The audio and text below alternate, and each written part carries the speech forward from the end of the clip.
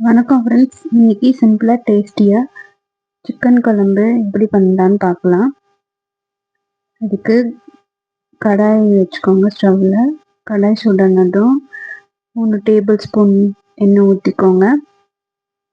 அதுக்கப்புறம் பிரிஞ்சால் இலை, 1 டீஸ்பூன் சோம்பு, 2 கிராம்பு, 2 ஏலக்காய், 2 பட்டை சேர்த்து நல்லா பொரிய விட்டதுக்கப்புறம் ஆனியன் ஆட் பண்ணிக்கோங்க. 3 ஆனியன் சின்ன சின்னதாக கட் பண்ணி போட்டிருக்கேன்.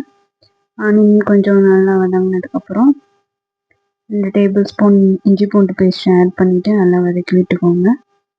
நல்லா வதங்கினதுக்கப்புறம் மசாலாவெலாம் ஆட் பண்ணிக்கோங்க. 1/4 டீஸ்பூன் மஞ்சள் தூள், 1 டீஸ்பூன் மல்லித்தூள், 1 டீஸ்பூன் மிளகாய்த்தூள் ஆட் பண்ணிவிட்டு வதக்கி விட்டுக்கோங்க. அதுக்கப்புறம் 3 தக்காளியை நல்லா மிக்சியில் அடித்து நான் சேர்த்துருக்கேன். நீங்கள் தக்காளியை சின்ன சின்னதாக கட் பண்ணி போட்டாலும் சரி.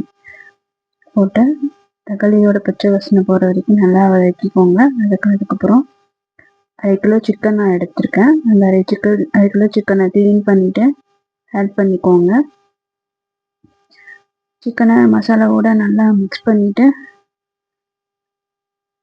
அதுக்கப்புறம் சால்ட் ஆட் பண்ணிக்கோங்க.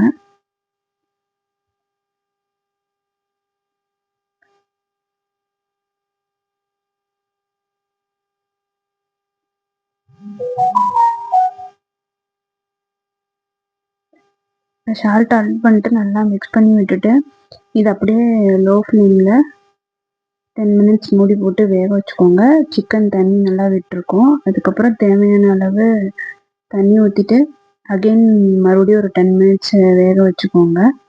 அதுக்கப்புறம் நான் ஒரு 6 முந்திரியை ஊற வச்சு மிக்சியில் அடித்து ஊற்றிருக்கேன்.